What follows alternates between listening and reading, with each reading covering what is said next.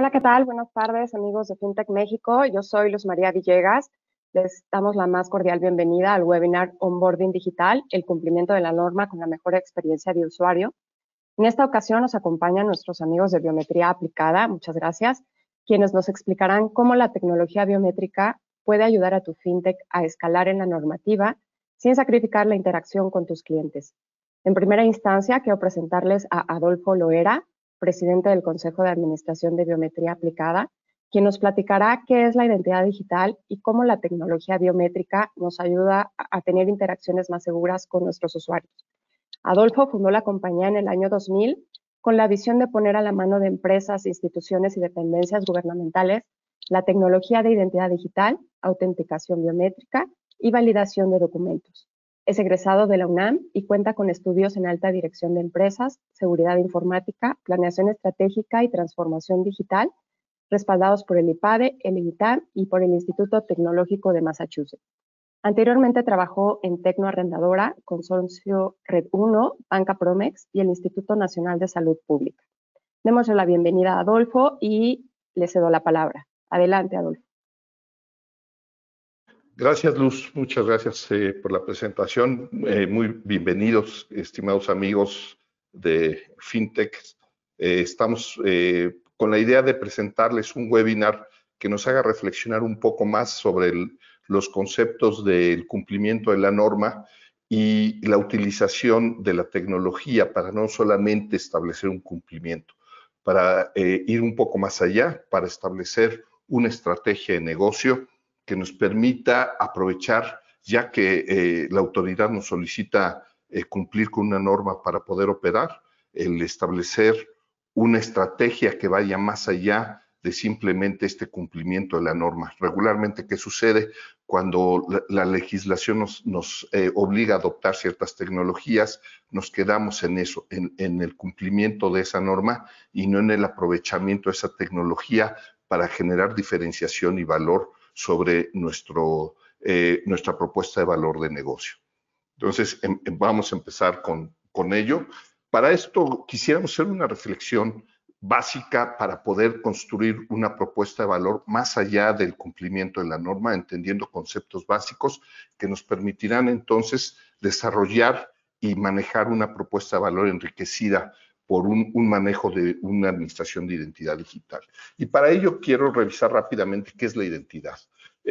Bajo este principio, la identidad se fundamenta en la lógica y la filosofía según la cual toda entidad es idéntica a sí misma. Es decir, soy la única persona que me puedo representar a mí mismo. En esa medida me hago único. La identidad, nos dice aquí una definición con mayor exactitud, es el conjunto de rasgos o características que hacen que las personas se diferencien entre sí y que por ende la hacen única. Si yo soy el único que me puedo representar a mí mismo y esta representación me da la oportunidad de diferenciarme de los demás, entonces es muy sencillo identificarnos unos a otros. Hasta aquí todo está bien.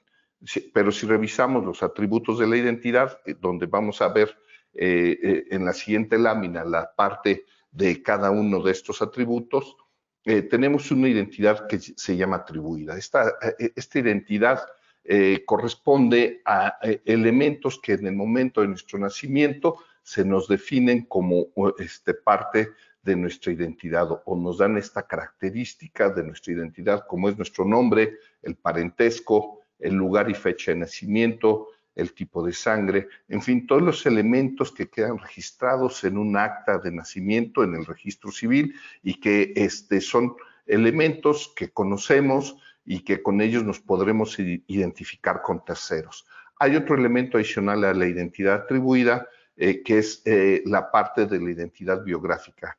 En la siguiente lámina podemos ver los atributos que corresponden a esta identidad, que tiene que ver con qué estudios realizamos, qué profesión tenemos, qué religión profesamos o no profesamos, qué clubes o asociaciones estamos asociados, en qué momento o qué tipo de INE es la que portamos, si tenemos pasaporte o no, cuál es nuestro domicilio o cuáles han sido nuestros domicilios, cuáles son las instituciones financieras en las cuales tenemos alguna referencia crediticia, en fin, todos estos elementos biográficos que se van ejerciendo en el transcurso de nuestra vida son elementos que también sirven para identificarnos. Y tanto los elementos de la identidad biográfica como de la identidad atribuida en nuestro nacimiento son elementos de conocimiento, elementos que nos pueden preguntar como un reto para saber si somos nosotros o no somos nosotros. Y aquí viene una problemática, que si alguien toma estos datos, puede representarnos ante una institución tomando nuestra identidad como parte de este reto, por lo cual son elementos que no llegan a ser del todo elementos seguros que garanticen que nuestra identidad está protegida. Un tercer elemento es la identidad biométrica, que son las características que tenemos físicas en nuestro cuerpo y que pueden ser escaneadas, si me ayudan con la siguiente lámina, que son características, atributos físicos, como decíamos, como es la huella dactilar, el rostro, la voz, el iris, el ADN. Todos ellos son elementos que nos permiten tomar como una credencial digital al ser leídos, al ser medidos y al ser transformados en una representación de nuestras características físicas para representarnos en un sistema digital con el cual requiramos interactuar, como es un servicio financiero al cual estamos afiliados. Estos tres elementos de la identidad los debemos de tomar en cuenta a la hora que podemos estructurar una política de operación en una fintech para asegurar transacciones. Y para ello tenemos que entender dos conceptos adicionales. Esta identidad, en dónde y cómo la podemos ejercer, en qué contexto.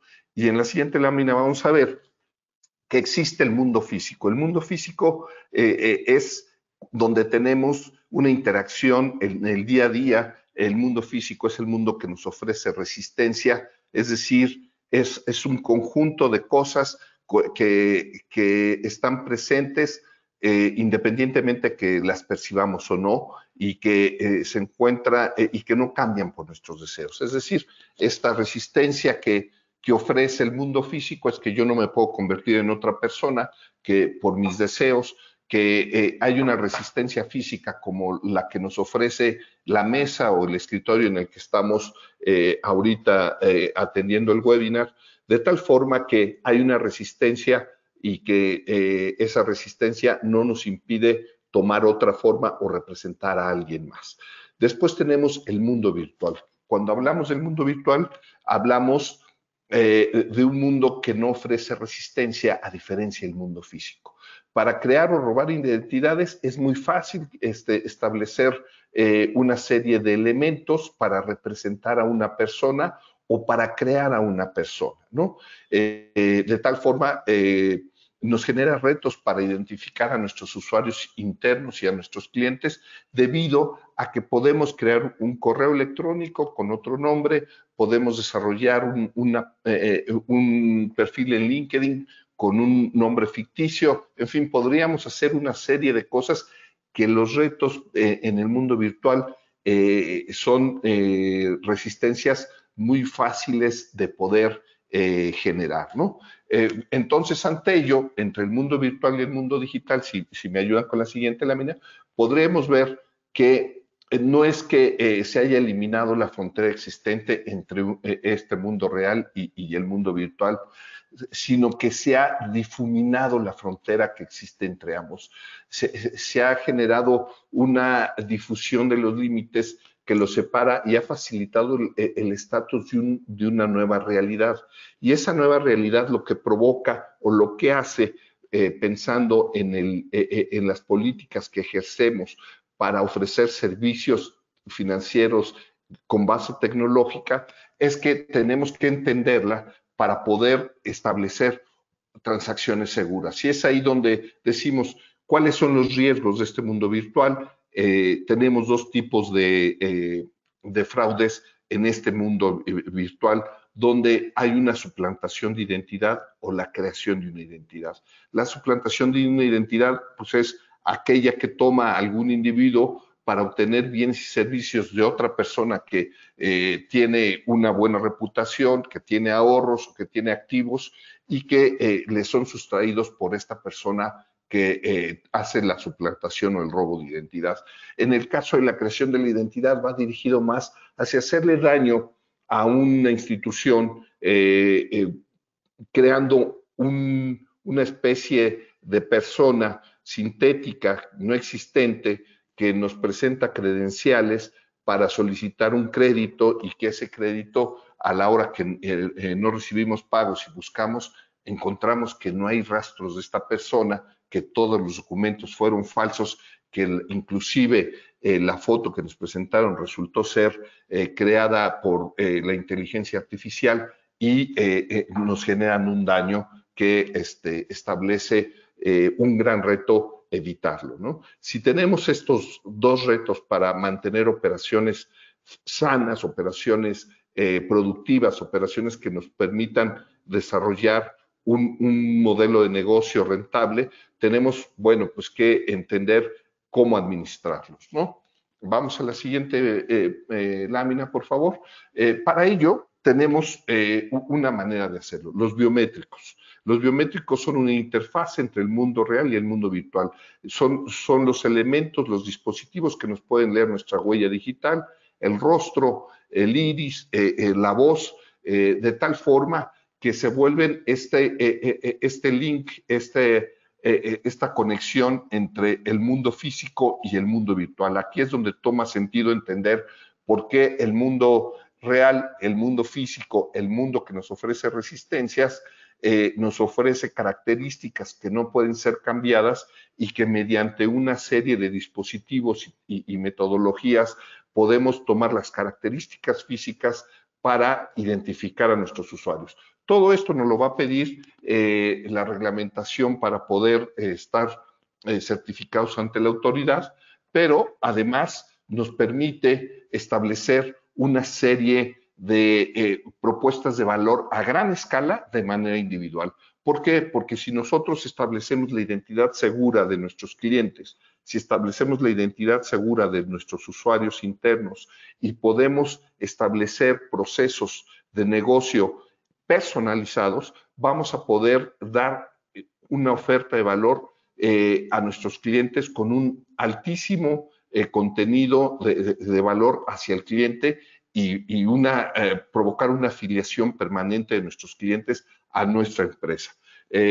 Para ello, si me ayudan con la siguiente lámina, requerimos administrar las identidades digitales. O sea, una cosa es que si nosotros tenemos un onboarding digital y cumplimos con la norma, ya está hecha esa identidad digital. Y otra cuestión es que podamos tener un sistema central que esté conectado a nuestras aplicaciones de negocio, que nos valide las transacciones que estamos haciendo, que nos dé la data que podemos analizar del comportamiento de nuestros clientes, aun cuando el José Pérez García o el Francisco González López podamos tener 100 o 200 gentes con esos homónimos, vamos a tener la posibilidad de poder identificar biométricamente a cada uno de ellos sin tener problemas de homonimias. Por tal motivo es que el proceso, la metodología y la tecnología para administrar las identidades digitales se vuelve fundamental, ya no solo para el cumplimiento de la norma, sino para integrar toda esta oferta de valor bajo estándares de analítica de datos, de comportamiento de nuestros clientes y poder salir con diferenciadores al mercado. Entonces, para ello, si pasamos a la siguiente lámina, por favor, encontramos que hay una metodología para administrar el ciclo de la identidad, que va desde validar los documentos que nos presentan y que tenemos que hacerlo con las autoridades que las emiten, y que eso nos lo pide la norma, que registramos estas características físicas, si me regresan, por favor, registramos las características físicas y biográficas de nuestro cliente, y ahí integramos un expediente digital que ya nos explicarán más adelante nuestro abogado de cómo podemos establecer el cumplimiento de esta norma. Pero después hay metodologías que nos permiten auditar para saber qué es una identidad única y operarlas en nuestras plataformas de negocio, de tal manera que tanto transacciones, usuarios y clientes estén en una metodología de una identidad digital segura. Ahora sí, si nos vamos a la siguiente lámina, podemos entonces entender que la operación de nuestro negocio bajo la estrategia de la oferta de valor que le pongamos a nuestros clientes va a estar respaldada por usuarios que están registrados para evitar que dentro de casa se generen fraudes, que nuestros clientes van a estar protegidos identificándolos de manera biométrica para poder liberarles servicios en forma personalizada y las transacciones que generan el valor del negocio están también integradas por quien presta el servicio y por quien solicita el servicio. Es de esta forma que bajo este esquema que ponemos el primer escalón de este webinar para pasar a la parte legal y después pasar a un demo de las tecnologías que tenemos. Es todo por mi parte y quedo atento para sus dudas, sus comentarios. Estoy a sus órdenes. Muchas gracias. Muchas gracias, Adolfo. Ahora ya tenemos todos más conocimientos sobre cómo se conforman las identidades digitales y la relevancia que tienen en la interacción con nuestros clientes. A continuación, recibamos a Carlos Jiménez Sánchez, Legal Advisor de Biometría Aplicada, quien nos estará dando detalles sobre los requerimientos legales que una fintech debe cumplir en el tema de biométricos. Con una amplia experiencia en ramas del derecho como el empresarial, tecnologías de la información y propiedad intelectual, Carlos se une a Biometría Aplicada en este 2021. Es egresado de la Facultad de Derecho de la UNAM y es especialista en Derecho Empresarial y Derecho de la Propiedad Intelectual. Además, cuenta con diplomados y cursos sobre Derecho y Transformación Digital, Legal Tech, Ciberseguridad y FinTech. Ha colaborado en el sector público en procesos de adquisición de bienes tecnológicos y en el sector privado en empresas como Prospectiva en Tecnología. Adelante con tu presentación, Carlos. Gracias. Muy buena tarde, Luz. Muchas gracias. Un saludo para todo el auditorio y gracias por FinTech México de brindarnos esta oportunidad de poder compartir un poco de nuestro conocimiento. Y gracias, Adolfo, por ponernos en contexto respecto de la identidad digital y de su administración. Pues bien, yo creo que antes de entrar en materia, me gustaría un poco hacer las diferencias respecto de la banca tradicional y las fintech, ya que hoy en día es muy fácil confundirla, ya que todos tenemos acceso a las tecnologías no móviles. Pues bien, una de las diferencias es la identificación y el alta de los clientes. Generalmente en la banca tradicional aún tenemos que acudir a la sucursal para podernos dar de alta y para poder identificarnos. Cosa que en las fintech es totalmente diferente, ya que las altas y las validaciones y verificaciones de los usuarios o clientes, pues se realizan en medios remotos, ¿no? Otra diferencia es que algunas de las operaciones al día de hoy, si bien ya las podemos realizar en nuestros dispositivos móviles, pues algunas tenemos la obligación de ir a la sucursal directamente y ahí transaccionar, cosa que en el fintech exclusivamente se van a realizar a través de los dispositivos móviles o tecnologías. Y otra cosa es que a través de estas validaciones y verificaciones, algunas aún tenemos que acudir a la sucursal, como ya mencioné. Algunos ya hemos tenido que pasar por esta parte de que nos pidan la huella en la sucursal para poder realizar una transacción, cosa contraria en el fintech, ya que en el fintech estas validaciones cuando hacemos nuevas transacciones, pues se realizan enteramente en medios tecnológicos. Podemos continuar.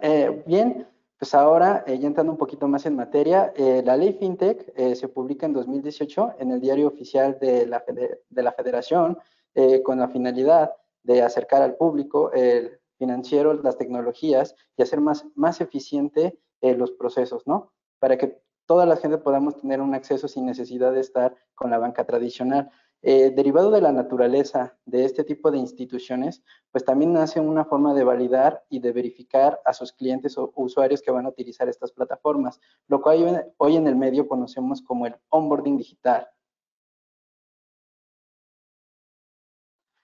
Pues bien, ese mismo año también se emitieron disposiciones en materia de prevención e identificación de recursos de procedencia ilícita, lo que también en el medio se conoce como el PLD y el KYC, que son las siglas de, especialmente la última del KYC de Know Your Customer, que básicamente significa que es el recabar datos de tu cliente o solicitante y validarlos y verificarlos para que al momento que tú realices transacciones, pues puedas conocer si realmente el dinero viene o no de una procedencia ilícita. Pues bien, ¿cómo se hacen estas validaciones y verificaciones a los usuarios? Pues bien, tienen que ser a través necesariamente de medios que permitan la grabación y posterior reproducción, esto con el fin de que en algún momento quien esté revisando esto como un ejecutivo de una fintech, pues pueda tener la posibilidad de poder ver el expediente de manera completa de su cliente. Y bien, esta información se tiene que verificar con información biométrica para que podamos validar que quien dice que está realizando la contratación o transacción, pues sea la persona que dice que es. Y todo esto se concatena con las bases de datos gubernamentales que tienen esta información biométrica. Pues bien, aquí tenemos las consideraciones que debemos de cumplir como una fintech para que podamos hacer este tipo de identificaciones no presenciales. En primer paso, que es lo como ya mencionaba, el KYC, que es un formulario en el cual el usuario va a estar recabando, en este caso, sus datos de identificación biográfica para posteriormente que estos sean revisados con su información biométrica. Podemos ver aquí en este cuadrito cómo está en el caso de personas físicas, el nombre, por ejemplo, género, fecha de nacimiento, ocupación. Tenemos otros datos más relevantes también, dependiendo del tipo de financiera tecnológica de la cual estemos hablando, como la clave bancaria estandarizada, el email, el RFC, y pues bien, también podemos ver su firma autógrafa digitalizada. Todo esto también va a ser firmado a través del cumplimiento de la norma 151. Ahora, también como persona moral, tienen ciertos requisitos y también aquí se los puse para que los podamos ver, que básicamente son los mismos para una persona física, en el sentido de que también tendremos que poner en nuestra denominación o razón social, que sería el nombre de una persona física, el giro a lo que se dedica la empresa, el RFC, los teléfonos. En este caso también va a haber datos adicionales que van a tener que recabar, como es el número de serie de la firma electrónica avanzada y pues a diferencia de la persona física, la firma no, a pesar de que también va a ser autógrafa, pues también se pide la firma electrónica avanzada para que ésta se pueda firmar, igual con la NOM 151. Aquí también tenemos unas identificaciones con las que se realizan estas validaciones de información. Si bien es cierto, la Comisión Nacional Bancaria y de Valores reconoce más identificaciones, estas son las identificaciones típicas de las cuales podemos recabar la información que anteriormente comenté, como son el INE, el pasaporte y la matrícula consular. ¿Por qué estas son las más relevantes? Pues bien, en estas podemos recabar información como es la nacionalidad, en este caso, o el lugar de nacimiento, para el caso de aquellos mexicanos que no hayan nacido en el país, o de los extranjeros que estén tratando de hacer una contratación a través de una financiera tecnológica. También estas validaciones se realizan, con estas identificaciones se realizarán validaciones biométricas y las validaciones serán a través de biometrías. Las biometrías típicas para que la ley te pide que cumplas son el rostro, la huella o la voz. Son típicamente las que podemos verificar. Y los medios serán a través de la imagen, el video o el audio. Continuando con las consideraciones, pues bien, como antes mencioné, toda esta información se tendrá que concatenar o revisar y verificar a través de ciertas instituciones. Aquí podemos ver que en el caso de las huellas, pues será el INE, también con su información que haya contenido en este formulario que comentó. También será respecto de pasaporte y la matrícula consular con la Secretaría de Relaciones Exteriores. Y pues bien, como vieron, también se pide el CURP y eso será a través de la RENAV. Las verificaciones tendrán que entonces en este punto empatar lo que se llenó de formato junto con lo que se está enviando de documentación y esta documentación tendrá que ser enviada para que sea validada. Todo esto tendrá que realizar en un expediente, el cual deberá de tener como requisitos los tiempos y horas en los que se está realizando y también la geolocalización del documento. Ya para finalizar, aquel usuario o solicitante que esté realizando este onboarding digital tendrá que realizar una firma autógrafa digitalizada en este caso. Como ya les hice mención, en el caso de personas morales tendrá que ser la firma electrónica avanzada, en este caso del representante legal o quien detente poderes para poder obligar a la persona.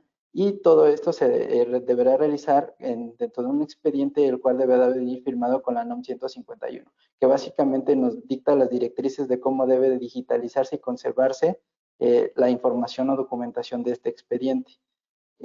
También, como parte de la regulación de este PLD y el KYC, posteriormente con esta información que tenemos, deberá de buscarse a este cliente o solicitante en las listas negras o grises que se puedan tener respecto a nivel mundial para prevenir los recursos de procedencia ilícita, o también las listas que te provee la Comisión Nacional Bancaria y de Valores de las personas políticamente expuestas, o las listas de personas bloqueadas que también con el apoyo del SAT. Toda esta información que les acabo de comentar, este expediente que se genera durante este onboarding para hacer alguna contratación, debe de conservarse durante la totalidad del servicio que está prestando, que está contratando en este caso el solicitante, y 10 años posteriores a que este se culmine. Entonces, estamos hablando que por cada transacción que genere un cliente, este deberá de durar resguardado la totalidad de este producto que contrata y 10 años posteriores. Entonces, ya teniendo esta base, pues también es importante comentar que como parte del cumplimiento de la regulación, pues este tipo de expedientes se tienen que actualizar de manera periódica. Esta actualización es cuando menos de un año. Pues bien, como les hice mención hace rato, respecto de las biometrías que se solicitan y con las que se puede validar, respecto del rostro, es importante que entendamos que esta validación debe de realizarse de una manera fehaciente y a través de medios tecnológicos que permita la plena identificación del solicitante.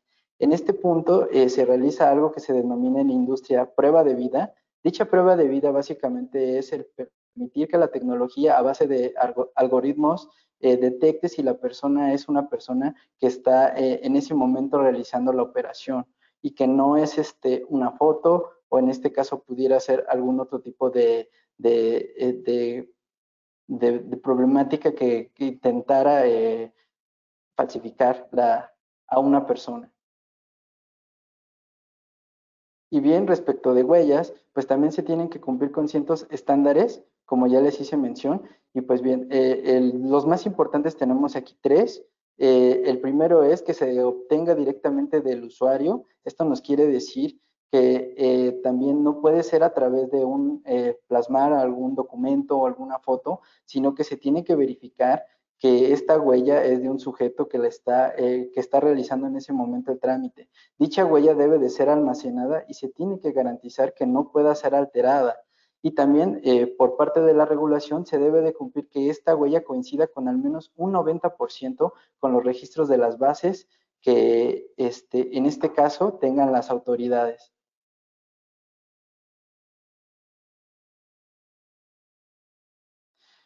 Pues bien, como pudieron ver, el cumplimiento de la ley, en este caso del onboarding digital, les permite mejorar a las fintech los procesos legales y de negocios, que son elementos de validez que brindan mayor valor a las empresas. Entonces, en ese sentido, se recomienda que estén muy apegados a la ley y que esto no solamente te ayude a estar en cumplimiento, sino que te ayuda y te da valor de cara a tus clientes y tus procesos. Hasta aquí mi presentación, Luz.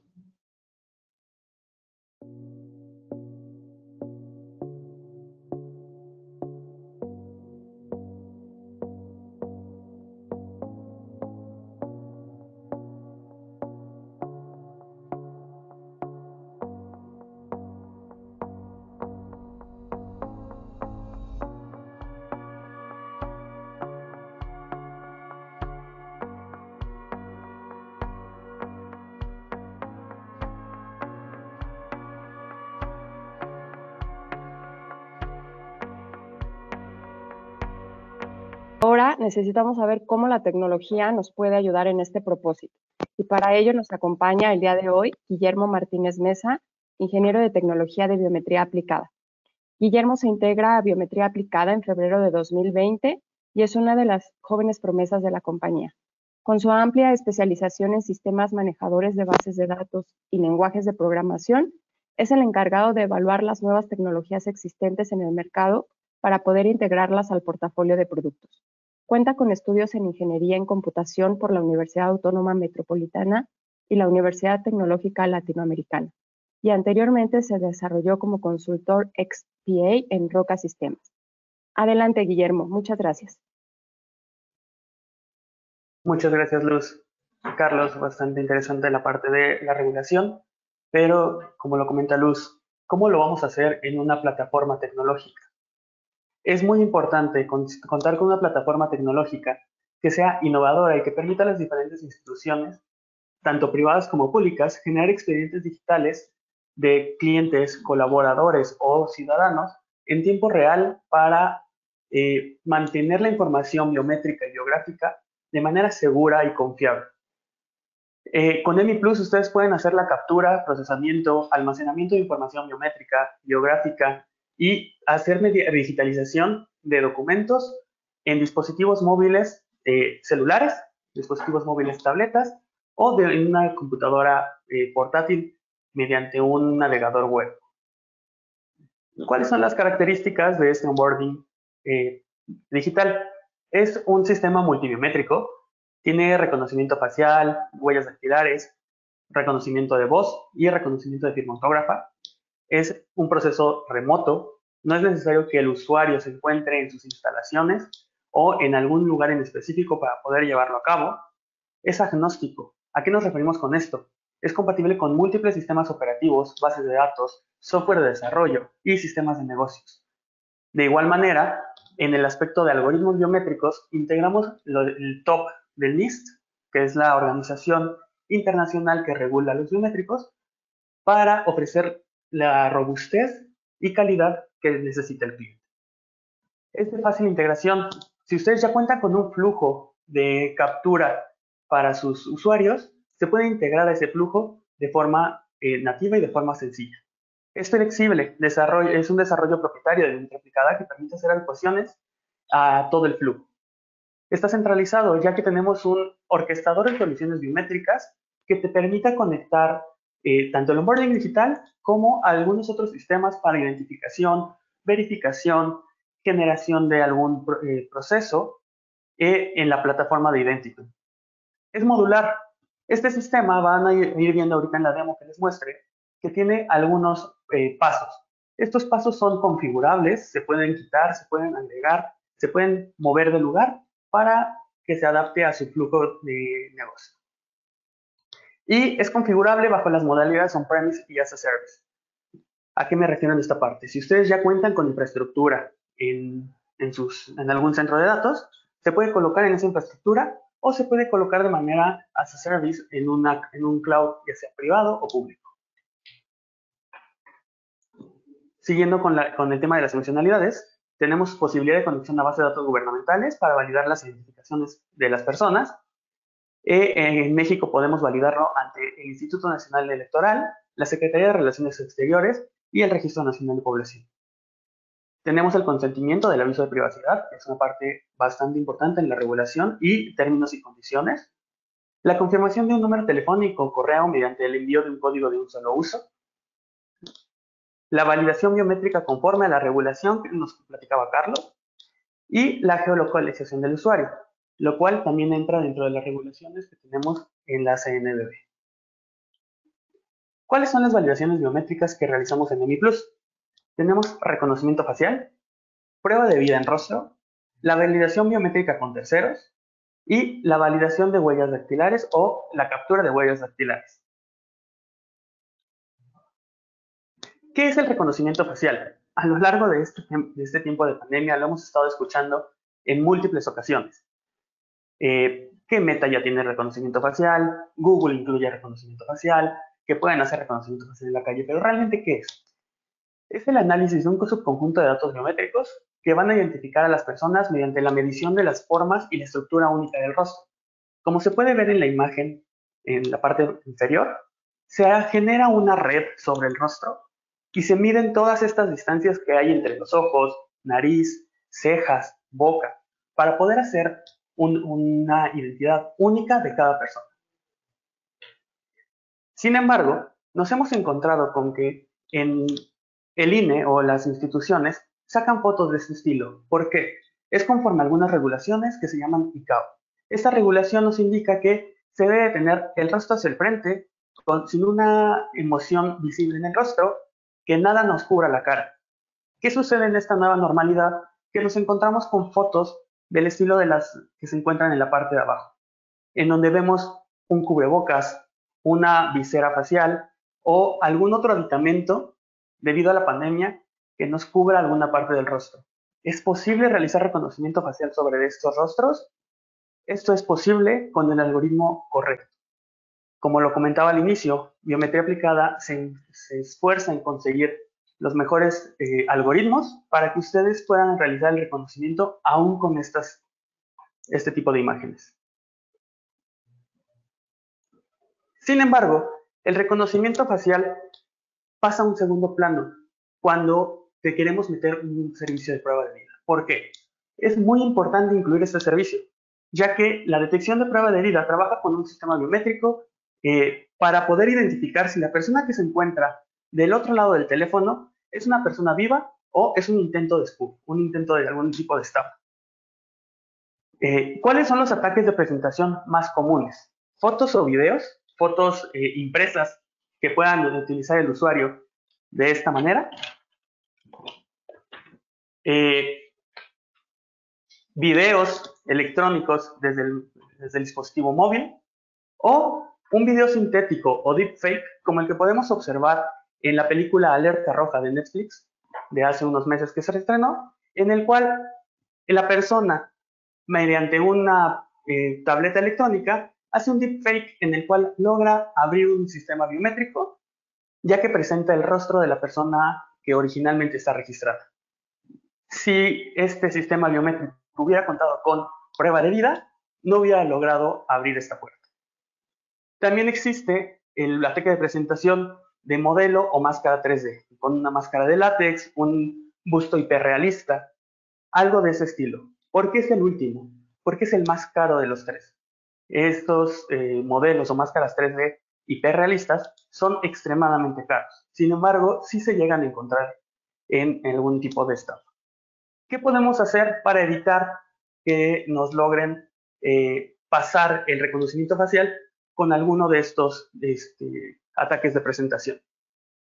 Pues bien, existen dos tipos de prueba de vida. La prueba de vida activa, que es detectar algunos movimientos de las personas y se le va a pedir al usuario cumplir ciertos desafíos, como pueden ser gira a la derecha, gira a la izquierda, abre los ojos, parpadea, sonríe, entre otros algunos desafíos que el usuario va a tener que cumplir para poder pasar esta prueba.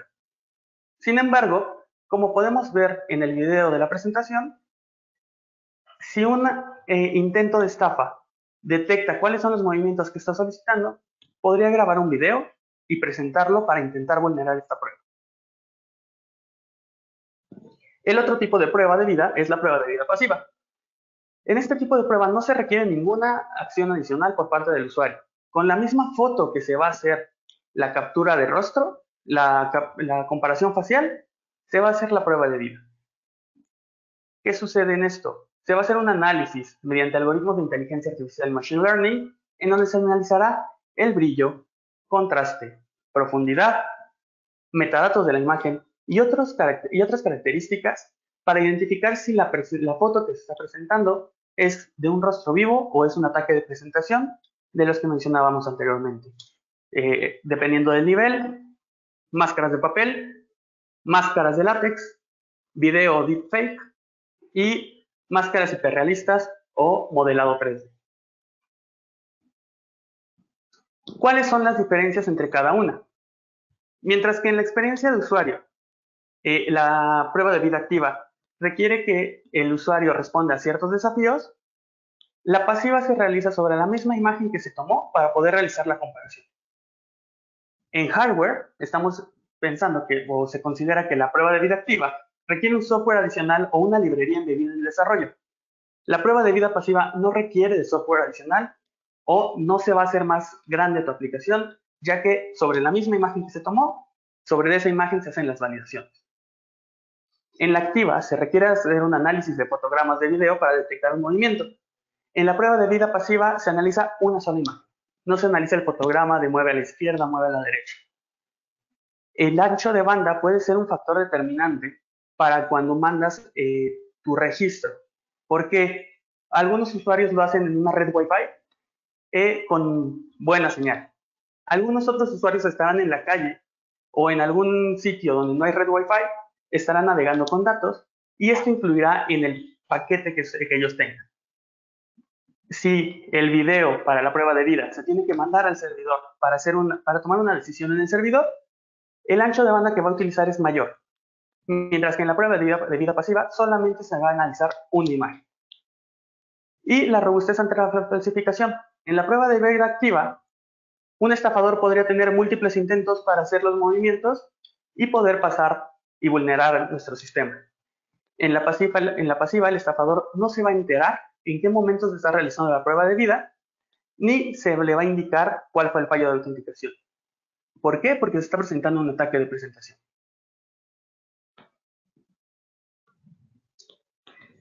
Después viene la captura de huellas dactilares.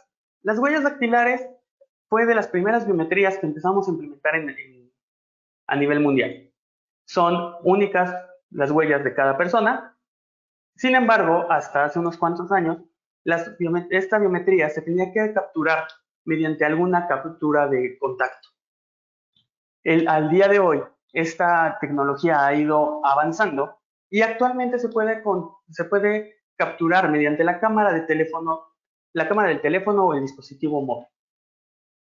¿Cuáles son las características mínimas del dispositivo móvil? 5 megapíxeles de cámara posterior, que cuente con autoenfoque y 2 GB de RAM. ¿A qué corresponden estas características? Corresponden a un celular de gama media o un celular de gama media baja. También contamos con la validación ante instituciones. ¿Con qué instituciones? Platicamos que el Instituto Nacional Electoral se puede realizar la conexión para validar identidad biométrica de huellas dactilares y de rostro. Con Secretaría de Relaciones Exteriores para poder hacer la validación de identidad biométrica de las personas que cuenten con pasaporte. Y con RENAPO para hacer una validación de CURP y próximamente también una validación biométrica. En la parte de geolocalización es un servicio que va a utilizar las coordenadas del móvil para poder identificar en dónde se encuentra la persona. Vamos a ver como tal cómo funciona EMI Plus. Bien, EMI Plus va a empezar con una bienvenida al usuario. Estas pantallas son completamente configurables, se pueden ajustar tanto colores institucionales, logos, información que se le presenta al usuario de bienvenida. Se le tiene que avisar al usuario qué va a requerir para poder hacer la captura de toda esa información. En este caso, se le está avisando que va a necesitar de su credencial oficial de identificación, ya sea de INE o IFE, un pasaporte o una matrícula consular, y también un comprobante de domicilio. Y por seguridad se le avisa que se van a realizar la captura de sus biométricos para crear un perfil más seguro. Al momento de iniciar el proceso, nos pide los permisos para no estarlos pidiendo conforme vaya avanzando el usuario. Lo primero que va a ver el usuario es un aviso de privacidad. Esto nos va a servir para incluir el tema de la privacidad o incluir términos y condiciones del servicio.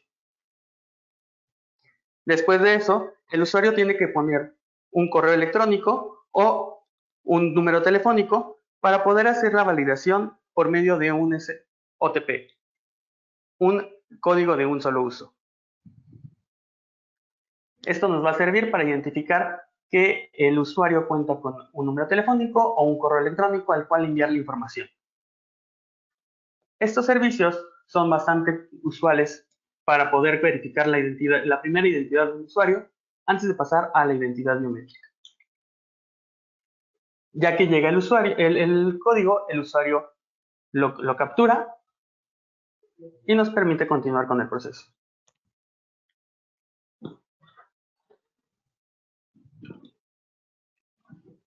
Vamos acá a hacer la captura de la credencial. La credencial se detecta automáticamente y se realiza el recorte y la captura. En este momento se está analizando el documento y se extrae la información de forma automática. De igual manera, la parte posterior del documento, para poder capturar la información del MRZ o cualquier otra información que se encuentre en la parte posterior. En este caso nos pidió 2 capturas. ¿Por qué? Porque es un documento de tipo credencial que tiene 2 vistas. Va a ser el prellenado de la información. El usuario tendría solamente que terminar de llenar la información que haga falta. Por ejemplo, el RFC, solicitar la homoclave y el tipo de cuenta que está solicitando, así como la ocupación, profesión o actividad. En la parte inferior indicamos qué tipo de documento utilizó el usuario para identificarse. Posteriormente va a realizar su captura de comprobante de domicilio. Nuevamente, el sistema detecta automáticamente en dónde se encuentra el comprobante y lo captura. Viene el apartado de rostro. El usuario va a realizar la captura de rostro. Sin embargo, como lo platicábamos, ¿qué sucede si están tratando de realizar algún tipo de estafa o a lo mejor no se encuentra la persona y va a hacer una captura con una máscara o va a intentar hacerlo? Capturamos el rostro y automáticamente el sistema nos puede rechazar estos intentos. Vamos a intentarlo nuevamente. Vemos en la foto, por ejemplo, que la foto que estoy colocando está ubicada tratando de cumplir con los parámetros y colocándola en el mismo apartado donde se alcanzan a ver mis hombros. Sin embargo, nos dice que no se detecta un rostro vivo. Una vez más, o con algún otro tipo de foto. Un segundo.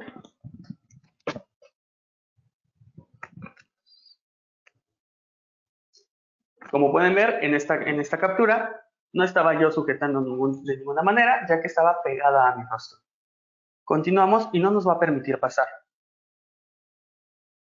Hasta que hagamos una captura de un rostro completamente vivo. Al momento de que ya cambió y ya fue un rostro vivo, me dejo continuar. El siguiente proceso es capturar las huellas dactilares de la persona. En este momento le vamos a solicitar únicamente los índices, ya que para validar contra el INE solamente nos piden este dedo. Estos son mensajes para explicarle al usuario cómo vamos a hacer la captura. Empieza la captura con el índice derecho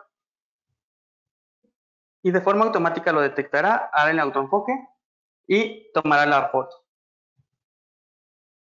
Esta foto hace la extracción del dedo, o de la huella mejor dicho, para poder hacer el envío a la institución que vayamos a validar. Sí, el siguiente paso es indicarnos únicamente qué calidad es con el NFIQ para poder saber si el usuario puede mandarlo o nos va a generar algún movimiento que no nos conteste de una forma positiva. Posteriormente veremos el contrato que necesitamos que el usuario firme. ¿Para qué es esto? Esto, como pueden ver, es un contrato completo con las cláusulas, declaraciones y todo. Y el usuario tendrá que aceptar y al momento de capturar, capturará su firma en pantalla. Esto es para cumplir con la NOM 151 de conservación de documentos. Entonces, continúa el usuario, va a realizar la captura de video. De acuerdo a la regulación, tenemos que capturar un video con una duración de 30 segundos mínimo. En este momento, ya que es un momento demo, el video puede ser cortado a partir de los 15 segundos. Sin embargo, para ya el momento final, se ampliaría para que sean 30 segundos de video. Nos avisa que tenemos que presentar la identificación y leer el texto que aparece en la pantalla. Entonces, comenzamos. Yo, Guillermo Felipe Martínez, acepto que los datos proporcionados hoy, a las 2 de diciembre, a las 18:52, son verdaderos y pueden hacer uso de ellos con el único fin de verificar la aprobación del servicio de una cuenta de débito. Este mensaje es configurable, podemos colocar lo que nosotros queramos. Y por último, vamos a ver un resumen de toda la información que estamos enviando. Domicilio, CURP, RFC, credencial por ambos lados, el comprobante de domicilio, la foto con la que nos estamos registrando, nuestra firma y nuestra ubicación, es decir, nuestra geolocalización. Entonces, aquí lo enviamos. ¿Y qué va a suceder después de esto? Después de esto, el sistema va a registrarlo en un back office para que algún asesor pueda hacer una validación de los datos que está enviando el usuario. ¿Cuál va a ser esta validación? Cualquier asesor va a poder entrar a revisar, por ejemplo, esto que acabamos de generar. En este back office vamos a ver todos los datos biográficos, los documentos que envió, se pueden visualizar las biometrías, algún otro dato que haya subido y el contrato que está firmando. También se puede ver la parte de las regulaciones que nos están solicitando, como la validación de CURP, la validación ante el INE, el PLD, el nivel de riesgo de acuerdo al buro de crédito y la comparación del ID contra el CEL. Entonces, si algún asesor quisiera hacer una validación para corroborar que no pasó alguno de las validaciones, puede aquí solicitarlo para poder verificar nuevamente. Ya que terminó de solicitar la validación, se guarda el proceso, regresamos y está en tránsito el movimiento. Este movimiento tardará para ser identificado en lo que se responde en las revalidaciones que se solicitaron. También podemos descargar el contrato del usuario ya firmado de acuerdo a la NOM 151 con el hash para poder, para poder cumplir con la regulación de conservación de documentos. De igual manera, cualquier asesor podría descargar el reporte de la persona para poder presentarlo o almacenarlo físicamente, con todos los datos que contiene. Sin embargo, esto es un onboarding digital. ¿Qué es la parte que biometría aplicada tiene o como un plus? Contamos con una plataforma agnóstica y multibiométrica que se aloja tanto en nubes privadas como en nubes públicas para orquestar peticiones biométricas. Es un sistema configurable de manera modular por tipo de biometría, huellas, rostro, iris, voz, y nos permite identificar y verificar a personas con múltiples factores biométricos. Sin embargo, siempre hay una pregunta. ¿Esto qué tan seguro es?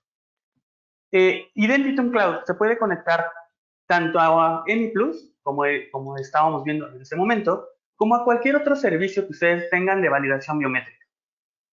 La lógica de operación no va a cambiar y se van a conectar mediante servicios web REST seguros a este orquestador de peticiones biométricas para, con seguridad y con algunos factores de seguridad de la información, como el SLA 256 y algunos otros, poder confirmar si una persona es quien dice ser, para poder hacer verificaciones, identificaciones, aceptación de pagos, creación de una nueva tarjeta o algún otro movimiento que se requiera. Contamos con motores biométricos que son extremadamente seguros y rápidos y obviamente se va a contar con la base de datos de todas las transacciones que se requieren.